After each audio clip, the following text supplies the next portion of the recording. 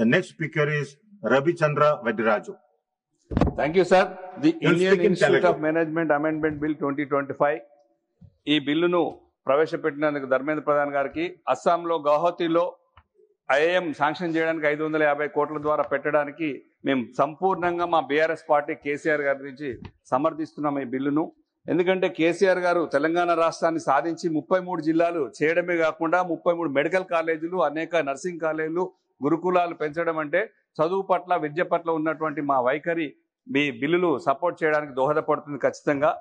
ఇంకా ఒకటి చెప్పాలంటే, ప్రత్యేకంగా ఐటీ శాఖ మంత్రి కేటీఆర్ గారు, మున్సిపల్ అండ్ ఐటీ శాఖ మంత్రి చేసిన సేవ, ఆయన నాయకత్వంలో హైదరాబాద్ను ఒక అంతర్జాతీయ ఐటీ హబ్గా ఎదిగింది. టీ హబ్, వి హబ్, ఇమేజ్ టవర్స్ మరియు స్టార్టప్ ఎకోసిస్టమ్స్ అన్ని ఈ విజయానికి, వారి దూరదృష్టికి ఫలితమే. ఐటీ రంగంలో తెలంగాణ రాష్ట్రం 2023-24లో 2.7 లక్షల కోట్లు ఎగుమతి చేసింది. దాదాపు 10 లక్షల మందికి ఐటీ రంగం నుంచి ఉద్యోగాలు ఇవ్వడానికి కారణం గౌరవ కేటీఆర్ గారు, కేసీఆర్ గారు అనేక అభివృద్ధి కార్యక్రమాలు చేయడం వల్లనే. ఇది దేశంలో 2వ అతిపెద్ద సాఫ్ట్వేర్ ఎగుమతి కేంద్రంగా కూడా హైదరాబాద్ చూడడం జరుగుతుంది.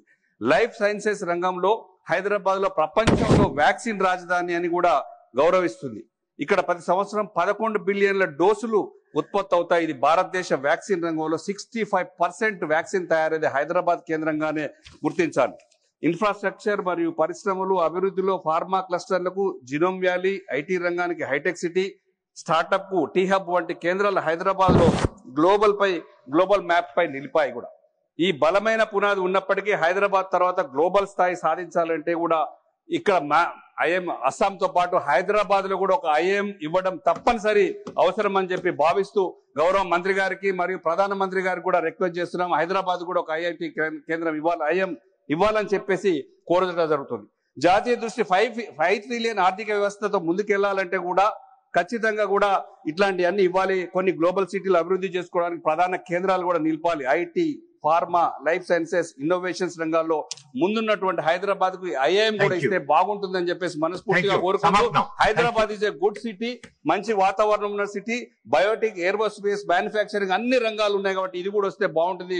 కొన్ని లక్షల మంది పిల్లలు పాస్ అయి కూడా ఇది ఒక మేనేజ్మెంట్ ఐఐఎం ఇస్తే బాగుంటుందని చెప్పేసి బలంగా కోరుకుంటూ ఇది శాంక్షన్ చేయాలని ప్రధానమంత్రి గారిని, విద్యాశాఖ మంత్రి గారిని రిక్వెస్ట్ చేస్తున్నాం మీ ద్వారా. Thank you sir, we are supporting this bill. Thank you.